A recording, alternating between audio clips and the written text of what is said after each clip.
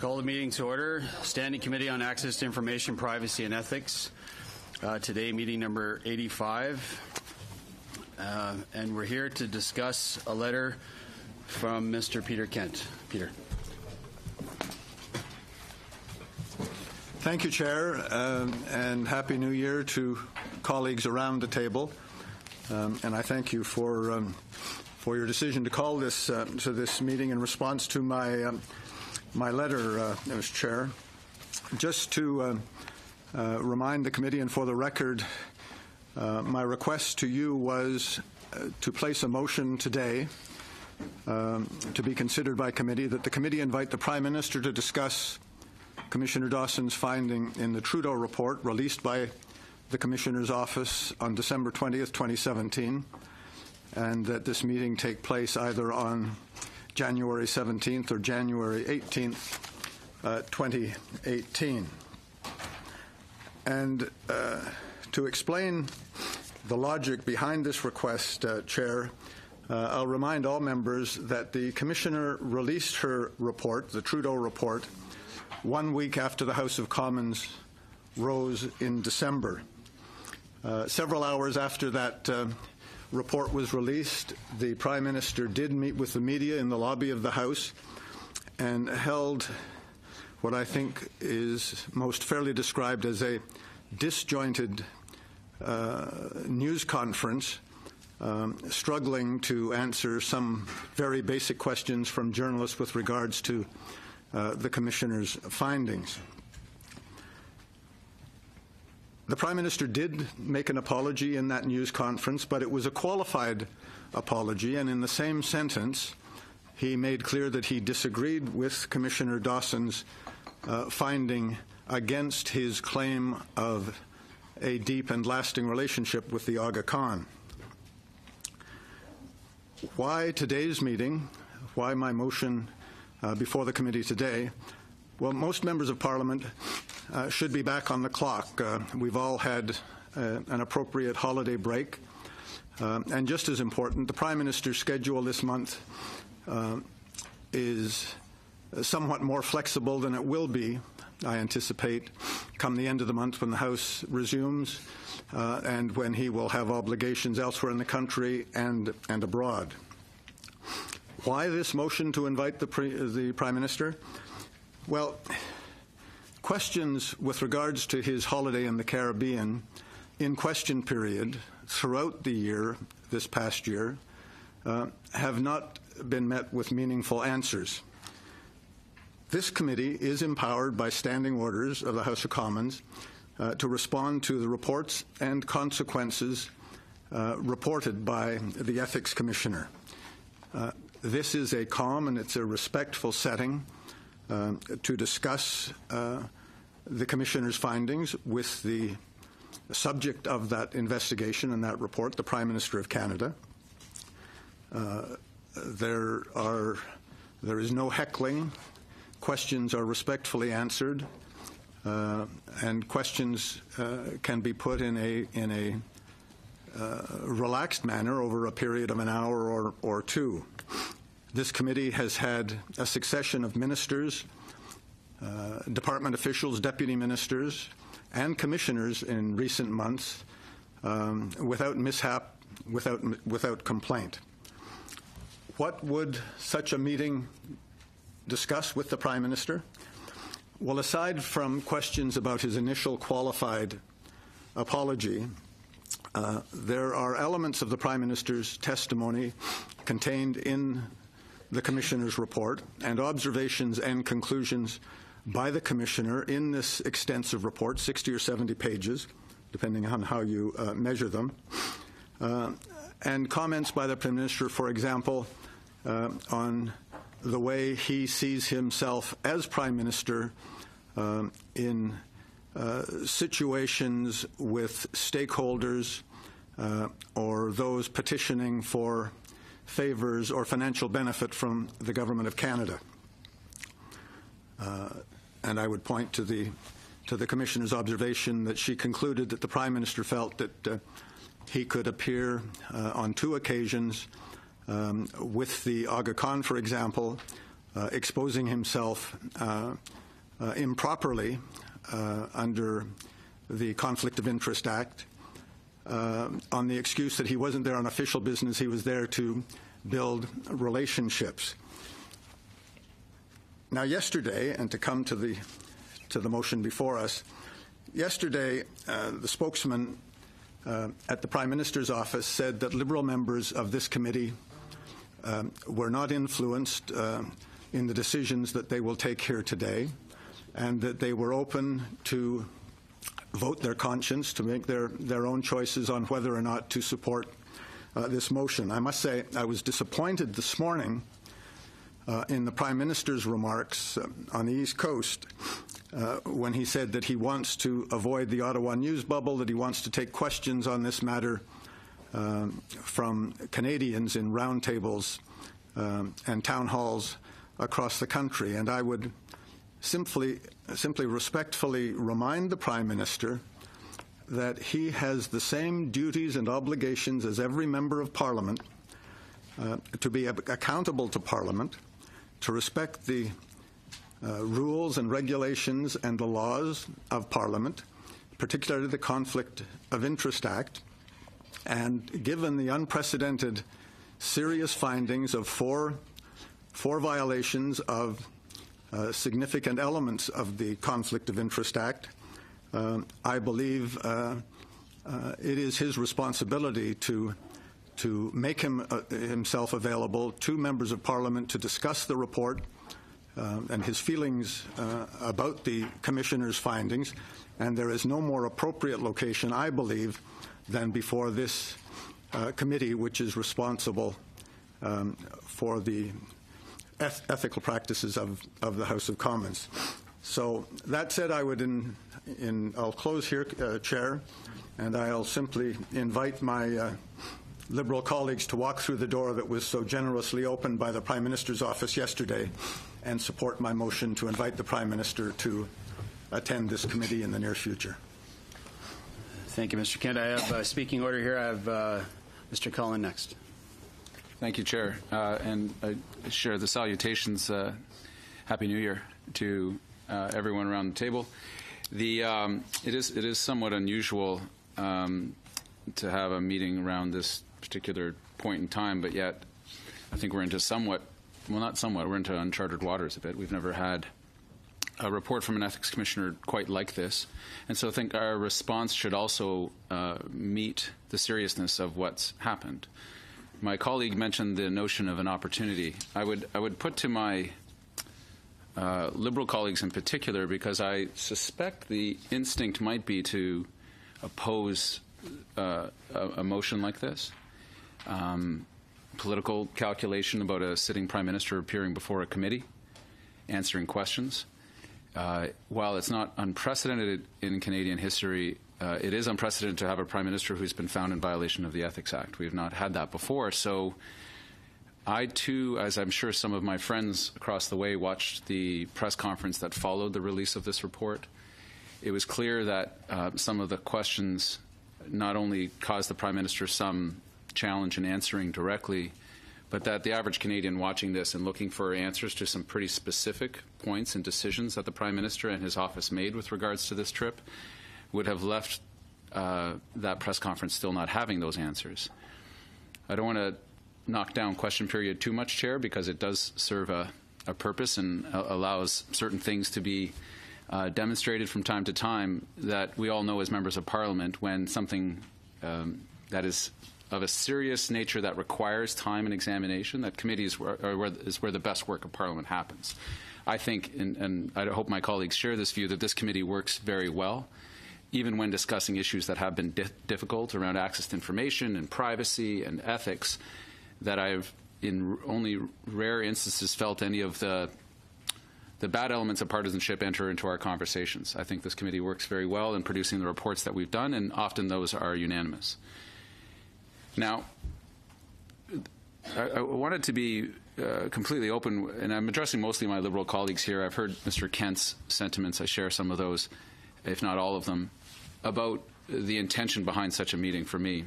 I take this incredibly seriously, that The influencing of office holders, as we all are, is something that's very important to me. I think it's important to the people I represent. I hope it's important to all of us and the people we represent, that we, regardless of our partisan interests, regardless of our specific issues that we fight on, that the issue of not being influenced, of having clear ethical rules and clear consequences to breaking those rules is important for the trust that Canadians need to maintain in all of us, regardless of what views those Canadians hold. We hope they all hold the idea that ethics matter, that this isn't a game. I think there was an unfortunate analogy used by the Prime Minister this morning referring to this as partisan games. I don't take ethics as a game. I think this is actually incredibly important.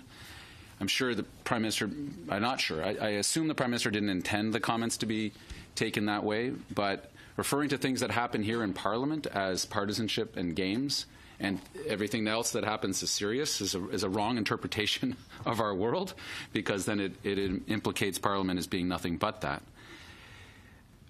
The Prime Minister Trudeau set a very high bar coming into office, particularly coming out of, no offense, Mr. Kent and others, the previous government, in which accountability and transparency was a problem, where we saw the affairs of the Senate and other issues, Elections Act and whatnot, that the Prime Minister came forward as a candidate and then as a sitting Prime Minister with some very strong and clear directives. And I remember being quite taken by some of those commitments around things like conflicts of interest. Not just the letter of the law, but the spirit of the law, not to not only be not found in a conflict of interest, but even the appearance of a conflict of interest. I remember thinking that's a very high and appropriate bar for us to have as public office holders. So one of the questions, again, being transparent to my Liberal colleagues so they not concern themselves with this being some sort of a malicious attempt, would be in the Prime Minister's mandate letters that he set out for all members of Cabinet, which I assume applied to him as well, that in entering this Liberal Cabinet, that one of the clear rules would be not to be in a conflict of interest, not to be in the appearance of a conflict of interest. And that's a clear quote that we're all familiar with. I assume in putting that rule down, whenever an organization or a leader sets a rule, if the rule is broken, there's consequences. That if a cabinet minister were to fall into a conflict of interest or appearance of conflict of interest, there would be a consequence to that action. Otherwise, what's the point of having the rule? The challenge we have in this case is that the boss himself has broken the rule, as has been found by the Commissioner of Ethics, conflict of interest in ethics. I'm trying to imagine the average workplace for a Canadian. You go to work for somebody, they say, if you're going to work here, here are the rules that you have to follow. You can't accept gifts if you're working at a bank from somebody who's doing business with the bank. But then the next day you come into work and you see the bank manager accepting a gift from somebody doing work with the bank. You can draw a couple of conclusions. You can say, well, that rule doesn't really mean anything, and I too can do it, or you want to raise concerns with it. My assumption of the Prime Minister is in setting these rules, his intention was good, to restore public faith that had been lost in elected office, and to combat the cynicism that he often, and we often deal with from those who are not in politics, saying, well, it's all just a game, it's all just people looking out for themselves, and so he set these rules.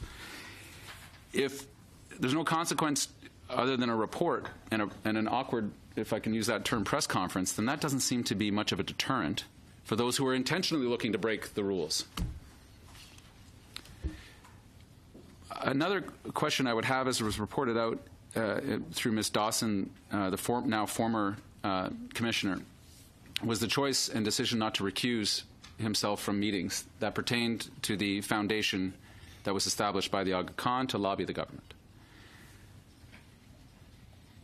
I misspoke that. The foundation exists. There's a lobbying group that has been established to lobby on behalf of the Aga Khan's foundation.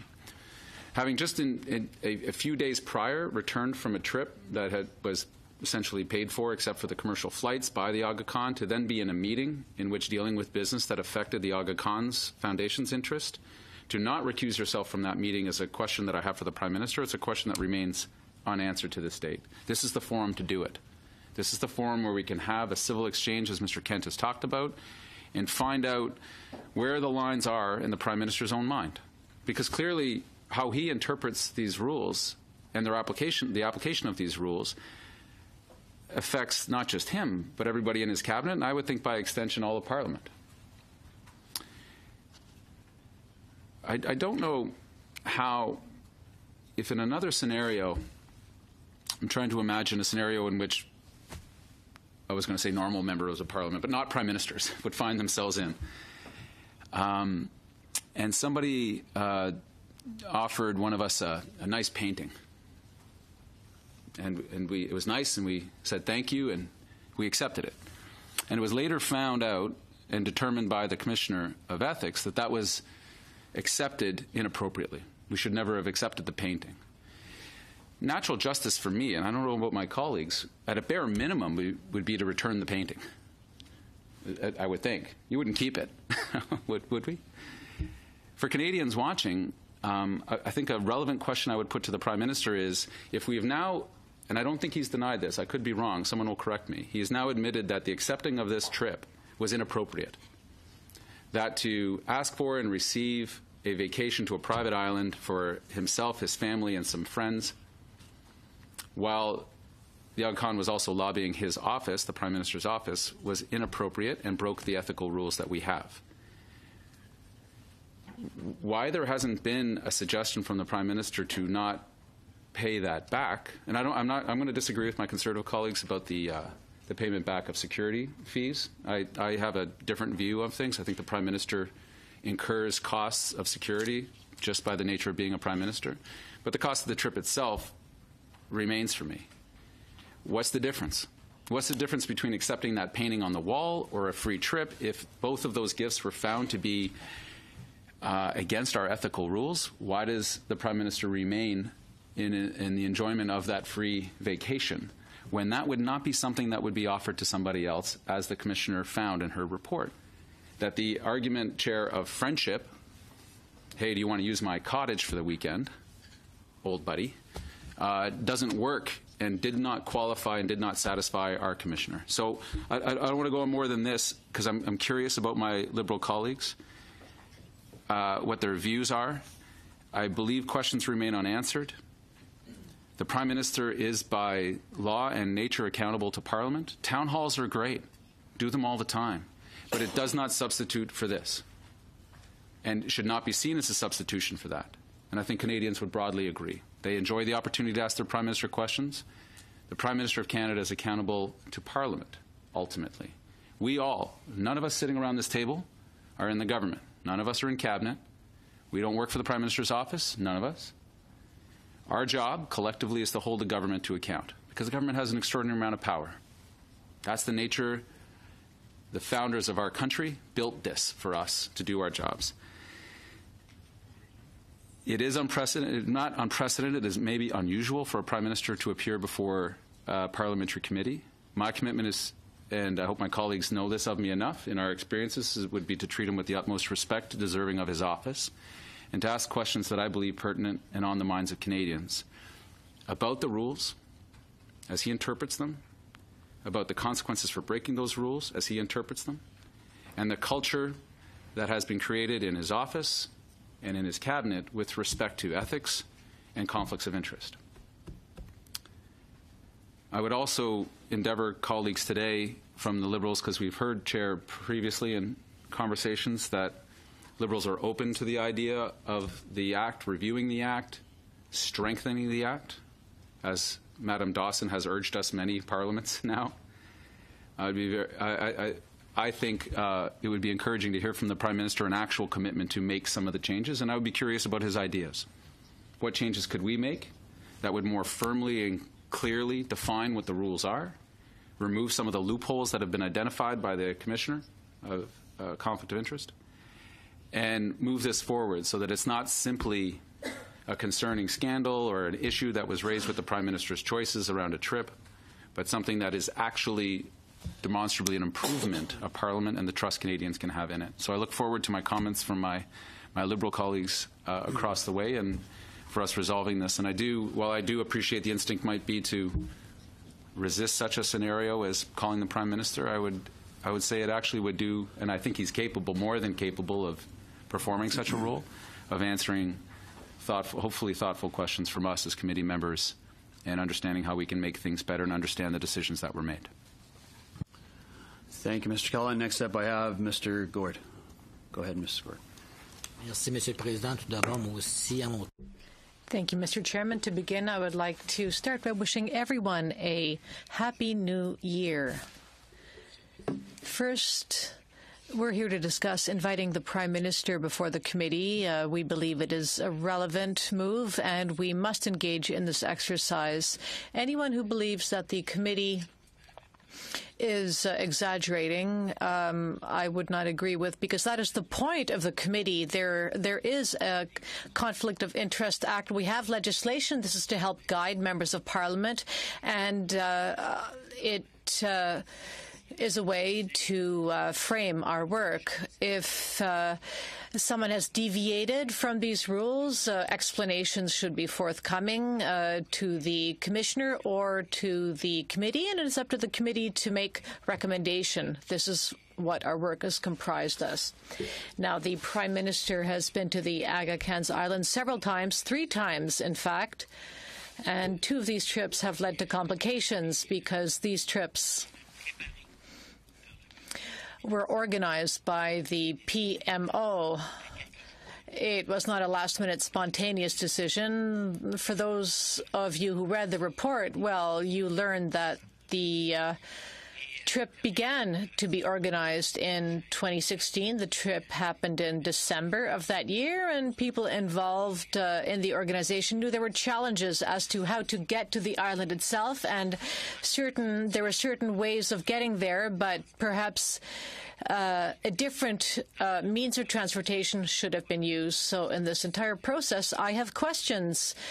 Perhaps the Prime Minister could have avoided this conflict of interest, and unfortunately in the Conflict of Interest Act there's not 1, 2, or 3, but there are 4, in fact, provisions which were violated, and this is a unique situation in the history of our country that the Prime Minister violated a federal act. We would expect our Prime Minister to be above any suspicion. And, of course, the Canadian Prime Minister must respect Canadian law, and the Canadian Prime Minister should lead by example. We also have concerns with regard to the last trip, which included members of the Prime Minister's family and other guests. We do not necessarily know who all these guests were. These guests, did they have any specific questions to ask? Did they receive any special considerations? The Aga Khan has foundations, and the Government of Canada is involved with these foundations. And we're talking about a good deal of money, over $15 million. So why was the Prime Minister given so much attention on the Aga Khan's Island? Over the year, we heard that the Prime Minister and the Aga Khan are personal friends, but I wouldn't call friends whom I haven't spoken with for 30 years personal friends. So it seems that simply because if you've been elected to a higher political office, you become a person of interest to many other persons. And the Aga Khan is also in the lobbyist registry. Gifts were given, and these gifts far exceeded the value contained in the act. Is it possible that the Prime Minister may have been influenced with regard to any future decision? History hasn't told this, but perhaps this is a question we could put to the Prime Minister if he appeared before the committee. Now, in the defense of the Prime Minister, when you read the report, there are some strange things in there. It has even been said that the English and the French versions contradicted each other in some places, and people seem to be using the version which suits their purposes best. So perhaps if we are going to review the Act, we should take a closer look at the translation to make sure that both versions are the same. Another strange thing in this whole affair is that the Prime Minister and the government in 2015 presented amendments to the Act to strengthen the provisions governing travel, and yet these very provisions are the ones that are at issue here. So it seems that what's good for the goose is not necessarily good for the gander, the goose and the gander being the MPs on the one hand and the Prime Minister on the other. It is clear this act applies to everyone equally, to the Prime Minister and to all members of Parliament equally. The role of the Prime Minister under the law is a very important factor here. The Prime Minister must lead by example in all cases. Perhaps the Prime Minister did have good reasons, but I think it would be brave of him to come forward, and it should be his duty to come before the committee to explain himself. Not only to explain himself before this committee and its members, but at the same time before all Canadians. And it is the duty of the Prime Minister to be forthright in this situation. If he has honourable reasons, Canadians will accept those. And if Canadians do not, well, then politically we will see how that plays out. However, I was disappointed this morning when the Prime Minister said that this is simply partisan politics on the committee. I'm very disappointed, too, when I heard this, because we are all members of Parliament. We are all even. We don't all have the same roles and responsibilities, but at the end of the day, we're elected to represent our constituents, all Canadians, to the best of our abilities, in full respect of the rule of law. So I hope Mr. Trudeau will have the courage to appear before the committee, and I hope committee members will all agree with this. I am not going to dwell on this, but I believe that I had a duty to speak out, and I hope that altogether, if there are any weaknesses in provisions governing travel, that we altogether make recommendations. If we decide that the act should stay as it is, well, perhaps we can strengthen the Conflict of Interest Act so that this kind of situation is not repeated in future. Canadians must understand that we are here to work for them and not. We are not here to spend taxpayers' money to go on holidays. We have to pay our holidays with their own money. We know that taxpayers are willing to see their money spent on official business, but not on personal business. I will leave it at that, Mr. Chairman. Thank you, Chair. No, I don't begrudge you for holding a special meeting and bringing us all back from our ridings. I was childcare this week, so my wife begrudges you just a little bit. Over the last 2 years, I have at times, those across the aisle may recall on occasion, I have not been shy about calling out our government and calling for greater accountability at times. I read the Ethics Commissioner's report with interest twice, and I came to the conclusion that the report speaks for itself. The Commissioner found 4 contraventions of the Act, though it's important for Canadians to understand that she did not find that the Prime Minister acted improperly to further the Aga Khan's interests. The Prime Minister, as everyone knows, immediately apologized, noted that something like this would never happen again and precautionary measures would be put in place, and use the words, "I take full responsibility," which I think is important. Now, as to the specific question of whether this committee ought to invite the Prime Minister to attend, I've heard some of the questions that the opposition might be interested in asking the Prime Minister. The opposition will, of course, have every opportunity to ask questions in question period when the House resumes. Of course, every Wednesday you will have a full question period to ask questions of the Prime Minister. Mr. Kent, you noted, of course, that the Prime Minister is crisscrossing the country, and Canadians will also have the opportunity to ask questions of our Prime Minister. We've discussed in the past on a number of occasions not turning this committee into another question period where things can get more partisan, this being one such issue I worry about as well. I know, Mr. Cullen, you mentioned getting to the substantive reform of the Act. I look forward to having the Ethics Commissioner before us tomorrow, asking her questions about her 2013 recommendations and possible reforms of the Act, but that's just it. I think this committee should be focused on that substantive work and not relitigating issues that we're likely to see in question period. Thank you, Mr. Erskine-Smith. Up next, Madame Fortier. Oui, merci beaucoup. Merci, Monsieur le Président. Thank you very much. Thank you, Mr. Chairman. I would like to follow up on what my colleague, Mr. Nathan Erskine-Smith, said. I also read the report with interest, and we have to be clear. The Prime Minister cooperated fully with the Commissioner, with Commissioner Dawson, throughout the investigation. The Conflict of Interest and Ethics Commissioner. This position was created by the House of Commons, and the mandate of the Commissioner is to do this type of investigation. She fulfilled her mandate, and as soon as the report was presented, the Prime Minister held a press conference immediately and answered the media's questions. He also accepted full responsibility and apologized to Canadians as well. The government, the Prime Minister committed to working with the Office of the Commissioner, and with regard to the recommendations, he would ensure that in future he would make sure that any holidays he takes with his family would follow the recommendations, and the Prime Minister will answer further questions in the course of the town halls he is holding across the country, and he'll be able to answer questions in the House of Commons at the end of January. Therefore, I do not believe it is necessary to hear from the Prime Minister at this committee. And I believe we should now we can meet the Commissioner tomorrow, and we will be ready to do so. From Mr. Cullen.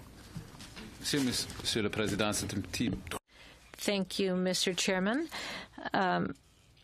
I find that these interventions a little troubling, and it's interesting for me to hear them because it's not quite true what my two colleagues across the table have said with regard to the Prime Minister's apologies. The apology was qualified. Chair, when people in public life kind of apologize, it always drives me nuts. You know, just a straight apology, take full responsibility would have been welcome, because Canadians are very forgiving people in my experience. It was completely unqualified. And as was said earlier, the Prime Minister actually did disagree with the Commissioner about one of the main points of her report as to whether the Aga Khan was a friend or not. He, in that same press conference, my friends referred, the use friend, personal family friend, was the most commonly used word other than and the, because the Prime Minister was disagreeing with the conclusions of the report actually without saying it, which is, you kind of can't half agree on something like this. There has to be the full agreement, and that was failed. One other small point, Chair, and this is something we would want to raise with the Prime Minister, is that the Commissioner was unable to find if the Prime Minister did forward the Aga Khan's personal interests or his foundation's personal interests, because she was not privy to the conversations that those happened. And there is, as my friends know, there are no minutes taken of those confidential meetings that were offered to the Commissioner. So she was unable to say whether he had or had not, and had to conclude on the side she had no evidence that he had. My direct question to the Prime Minister is, did you? Which has not been answered yet. In terms of suggesting that the press conference was the opportunity for the Prime Minister to be clear, he was asked a direct question from, I think it was Rosie Barton, I'm not positive because I couldn't see who was off camera, about what this decision says about is, I think she said moral compass or ethical compass, one of those two. This is the answer. I use that in quotations, and now here's the answer in quotations. The fact is, we work, sorry, just trying to reorder the thoughts, we work with the Conflict of Interest Commissioner on a regular basis on a broad range of issues when the issues come up. On the issue of my family vacation with a personal friend, it never occurred that there would be an issue here. Obviously, there was a mistake. The question was about ethical compass. The answer didn't answer the question, and also contradicted the Ethics Commissioner about the whole issue of the friend, which I find a bit bizarre, colleagues, just as on a personal note, that if she determined he was closer as a friend, then this would be all okay, that you can accept pretty lavish gifts from somebody who is also lobbying your office individually. That's a loophole that people could exploit, and maybe was why the Prime Minister thought all this was okay. To the point about whether we would have the opportunity in question period, and particularly Wednesdays, I've asked the Prime Minister questions about this issue in that forum. My 30-second question was not given really even the decency of a 30-second answer. Let's be perfectly clear. When we've asked very simple, straightforward questions of this issue, we get almost verbatim back a non-answer. The opportunity we have at a committee, as my colleagues know, is that you can have an exchange, occasionally, and I think more than occasionally, a thoughtful exchange with a witness to talk about specific things. It's not just, it may be shocking to some, but this isn't just about Justin Trudeau. This is about the system that we have in place in Canada and whether it's sufficient to protect public interests when they cross over with private interests. There was a private interest to go on a trip. The Prime Minister's office was reluctant to reveal that trip. It was only because the media dug and dug and dug, and then they found out, and I can understand why there was reluctance. This isn't just about this one trip. It's about the culture that's created around a leader. We know how important that is. My colleagues across the way had concerns with the previous Prime Minister and the culture he created around him with regards to accountability, secrecy, and control. This would be an opportunity for this Prime Minister to demonstrate, not through words, but through actions, how he's different. It really would. I honestly believe it. And I also honestly believe he'll be capable of answering all of the questions that I've outlined for you today in an excellent way. I don't doubt it for a minute. He's a sitting Prime Minister for more than 2 years now, and he's been in politics long before that, or a while before that. These are real concerns. And if my friends don't think it merits an hour of our time at a committee, I'm not sure what would. Put yourself in our shoes. You have a sitting Prime Minister, for the first time, has been found in violation of the ethics rules that guide us as all parliamentarians. He's the most powerful elected figure in the country. Not only should the standard be the same as it is for all of us, I would argue it has to be even higher because of that power and that influence that he holds. It's worrisome to me that we're going to suggest that question period and an awkward press conference is enough when it comes to accountability for this government over what is obviously a pretty serious issue. I'm just imagining for my friends, my Liberal friends across the way, if this exact scenario had laid itself out for a Prime Minister Harper. I'm sure you'd be raising some of the same things that I have. So as it may seem like risk, I will offer this, that I think it's far riskier to deny this opportunity. I really do. Because the signal that is sent is we can't be bothered to answer your questions. That we don't find this troubling enough to answer questions at a committee hearing. What has been, as Mr. Erskine-Smith has said, is generally overwhelmingly well-chaired and a collegial affair. Of course, the energy would be up, or the intensity might be up when you have a Prime Minister in front of us, but he's also a colleague. He's also an elected member of Parliament, just like us. But he has higher responsibilities and has laid out for himself and all of his cabinet a higher standard. And that standard was broken. Does anyone deny that? And so my colleagues are going to suggest that the press conference and 30-second questions and question period is a sufficient response to having broken one of the central tenets of this government's promise to the Canadian people when you were elected. I profoundly disagree. I can understand the pressures my friends might be feeling from other colleagues, the Prime Minister's office, whoever, but I would suggest you resist those pressures and see the larger goal here, which is the confidence Canadians need to have in us when they elect us, whoever they elect, whatever the party stripe. Thank you, Chair. Thank you, Mr. Cullen. Up next, Mr. Kent.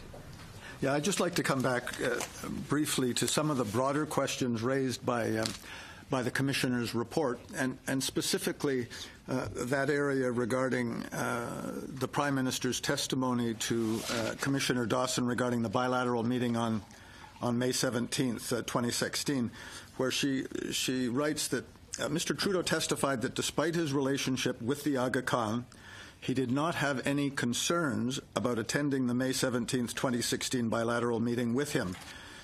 The meetings he attends, the Commissioner wrote, quoting the Prime Minister's testimony, and it was testimony in meeting with the Commissioner, as Prime Minister are not business meetings. Rather, he believes they are high-level meetings centered on relationship building, ensuring that all parties are moving forward together, specific issues or details are worked out before, subsequently, or independently of any meetings that he attends. Well, I think this raises questions far beyond the meetings with the Aga Khan.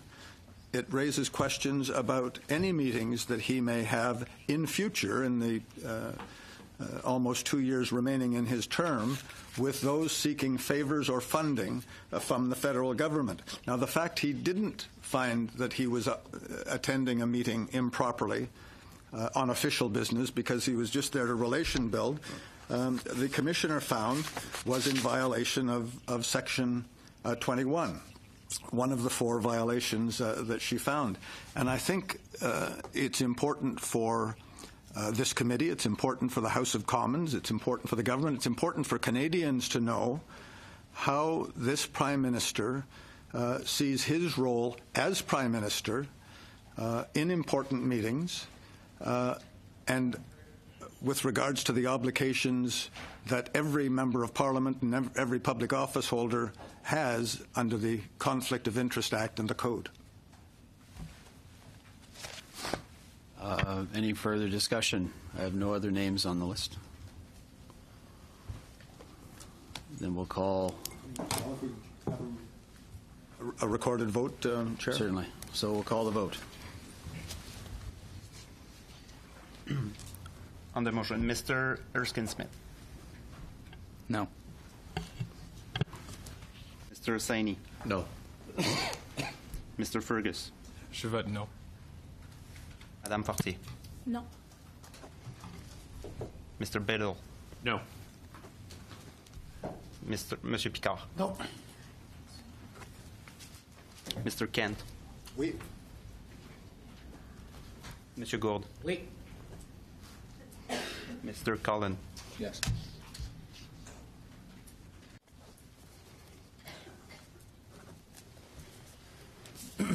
So the motion has been defeated, 6-3. And we'll re-adjourn tomorrow. Meeting's adjourned.